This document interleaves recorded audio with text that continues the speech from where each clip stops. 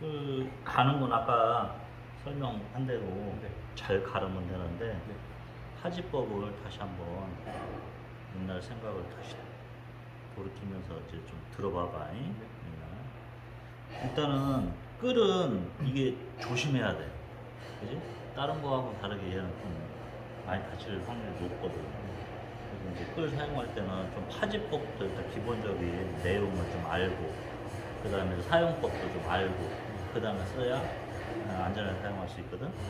그래서 파지법부터 설명하면 뭐 여러 가지 말이 있는데 끌 앞에 손이 가면 안 된다 뭐 여러 가지 얘기가 있는데, 중요한 거는 가장 첫 번째 지켜야 될 거는 항상 두 손이 그래?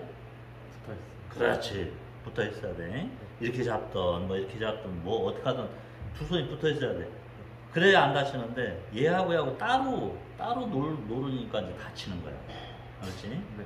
그래서 항상 붙어 있어야 돼. 근데 붙어 있을 때 어떻게 잡느냐? 이 오른손은 예를 들어서 이런 걸 가공을 할 때 오른손은 요 끝선 있잖아. 끝선을 맞춰서 꽉 잡고, 그 다음에 턱이나 이쪽 가슴팍 해서 눌러서 가공을 하는 거지. 이렇게. 이때 팔로 하지 말고 몸으로 해야 돼. 몸으로. 기억나? 몸으로 해야 돼. 팔로 하면 여기 아파갖고 얼마 못해. 그잖아. 많이 아파. 그리고 이제 단단한 나무 가면 갈수록 팔로는 또 안 돼. 그러니까 이 손목도 저기 팔꿈치도 보호할 겸 정확히 하려면 몸으로 이렇게 움직이면서 해야 돼. 몸으로. 그 다음에 이 팔로 하지 말아야 되는 이유 중에 하나가 또 뭐가 있냐면, 팔로 하면 이런 가공하다가 이렇게 턱 내려가면 여기 밑으로 그냥 팍 내려가 버리면서 내가 원하지 않게 가공이 될 수도 있다고. 가다가 내려가다가 어느 정도 내려가다 멈출 수 있어야 되는데 팔로 하면 그게 안 돼. 그냥 내려가서 밑에 닿기 전에는 멈추지를 못해.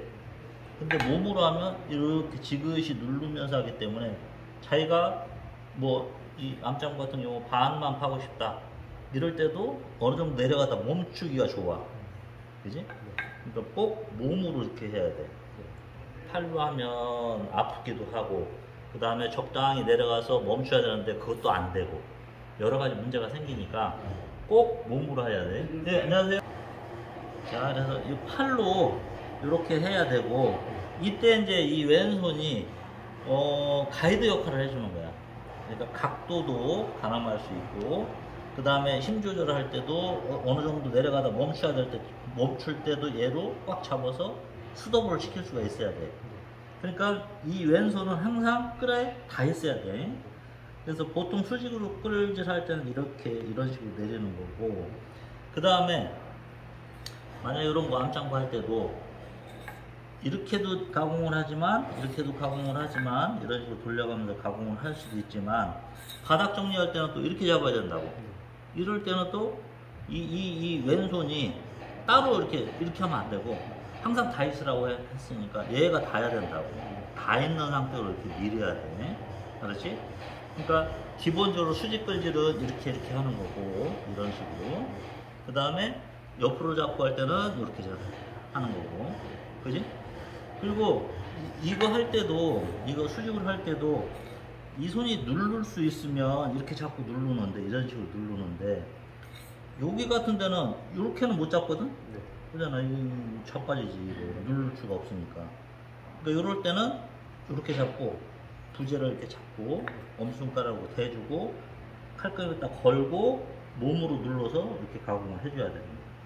그지? 네. 못 누르는 부분은 이렇게 잡고 하는 거야. 누를 수 있는 건 이렇게 잡고 하는 거고. 오케이? 그리고 다시 수평할 때 이렇게 하는 거고, 그 다음에 사선 끌질 제일 어려워. 사선 끌질. 이 제육쪽 같은 거, 이런 사선, 이런 거 가공할 때는 또 자세가 좀 바뀌어. 아까 때 보통 누르는 거 이렇게 잡는다고 했고, 그 다음에 수평을 할 때는 이렇게 했는데, 사선은 옆으로 잡되 이렇게 또 잡아야 돼. 이렇게 잡고 내려가는데, 이 사선은 기본적으로 45도나 이 각도를 유지를 해야 되잖아. 네. 그러니까 그 유지를 하기 위해서 이 엄지손가락으로 이 각도에 맞춰서 누르고 그 다음에 들었다 놨다 이렇게 보면 딱 닿는 느낌 있잖아. 그거에 맞춰서 딱 닿으면 그 상태를 유지하고 뒤로 내로 뺐다가 몸으로 누르면서 하는 거야. 그지? 요게 제일 어려운 거야. 타선이. 그것도 이제 칼급에 맞춰서 스치려면 이게 어렵지. 전에도 몇 번 해봤겠지만 요게 제일 어려워. 그래서 이제 기본적으로는 수직, 그 다음에 수평끌질, 사선끌질 요런 핵심적인 내용은 좀 알고는 있어야 돼. 그리고 이제 정교하게 하는 거는 이제 연습을 통해서 좀 익혀야 되고. 알았지? 그 다음에 이런 숫장구 같은 경우도 바이스에다 꼭 물고 해야 돼. 바이스나 클래프로 물고 해야 되는데 요런 것도 수직으로 하는데 가능하면 이렇게 해야 되는데 못 누르겠지. 그러니까 바이스에다 물고 가공을 할 때 이 각도, 특히 암장구도 그렇지만 이 각도 같은 것도 신경을 많이 써야 돼. 각도가 끌이 어떤 식으로 내려가냐면 이렇게 내려가. 옆에서 잘 보이지? 그냥 그대로 내려가는 게 아니라 약간 이런 식으로 내려가야 돼.